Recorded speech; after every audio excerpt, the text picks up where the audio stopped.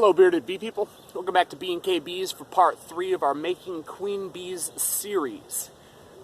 This part is talking about creating the cell builder. This is the queenless box of bees that will develop your cells from the day you graft them until the day you put them into the incubator.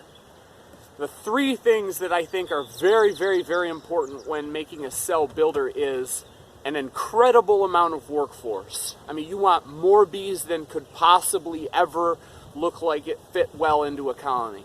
It really, really needs to be a booming hive of bees with just a crazy amount of workforce. And the other 2 things are carbohydrates and protein. They need a ton of bees in order to be able to make the royal jelly for these cells, but they also need the carbohydrates and protein that is required for these bees to make the royal jelly. So we offer frames of open nectar and frames of bee bread and sugar syrup and pollen sub. We just want to err on the side of more in terms of everything, in terms of resources and workforce. So this cell builder has already been prepared, but I have other videos of making cell starters in the past. The process for us is generally going through all of our queen right colonies and shaking queenless nurse bees into a locked starter box.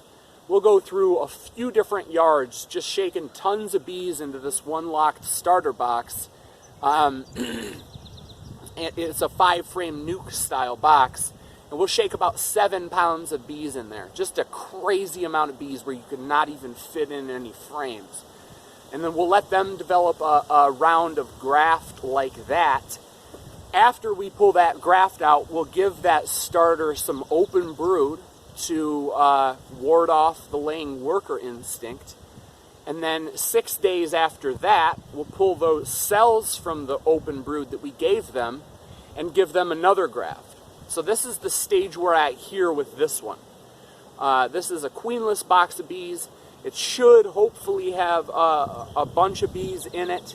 Yesterday I gave them the cell bar with all of the cups, which is very highly recommended that you give it to them at least a few hours before the graft so that they can make it smell nice like their hive and bring it up to temperature and just make it so that it doesn't appear to be something foreign. If you're making your cell starter on the same day as you're grafting, you'll want to at least have a couple of hours in between. You want these bees to be desperate for a queen. If they still have a little bit of a lingering scent of the queen that you took them from, the graft take is not going to be as high as you'd like it. So at least give them a few hours, as much time as you'd give them before you're going to install a queen or a mating nuke or a queen cell, so that once again, so that they can be very aware of the fact that they're queenless and desperate for a queen. We want them very desperate so that when we give them those larvae, they know this is our opportunity. We're going to utilize these larvae and we're going to make queen cells. So like I said, I have the cell bar frame in here with all the cups on it. I gave that to them yesterday. And they have some capped brood frames. They have open nectar. They have pollen.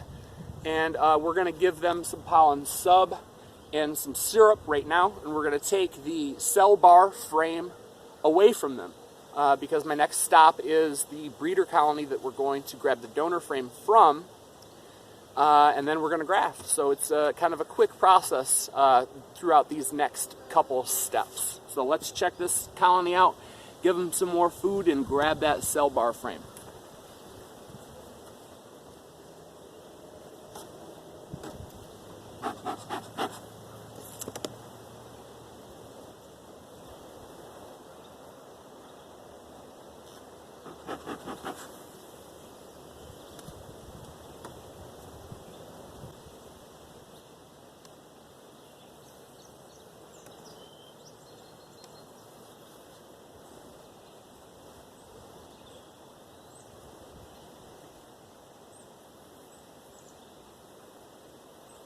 All right, it looks like we have a graft already, but they're just festooning and trying to figure out how much wax to draw to fill this out with comb.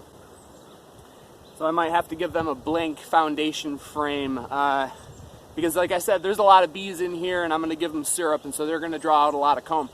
But either way, that's not anything that's too difficult to deal with.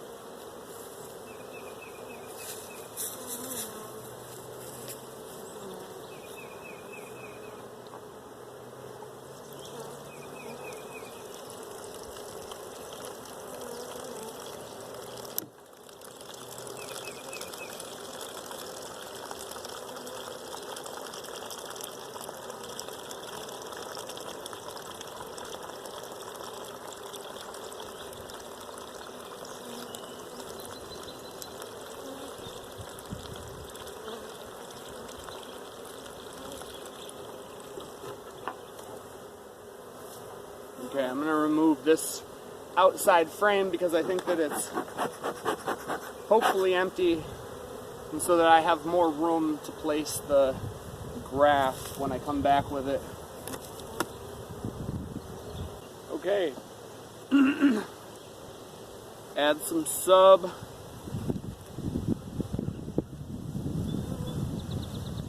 And they're ready for that graft frame.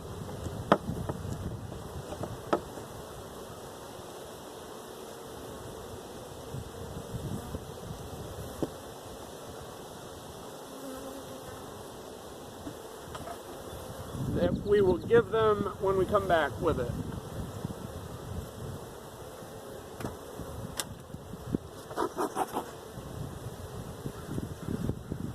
Alright, stay tuned for part 4, grabbing the graft frame, the donor frame.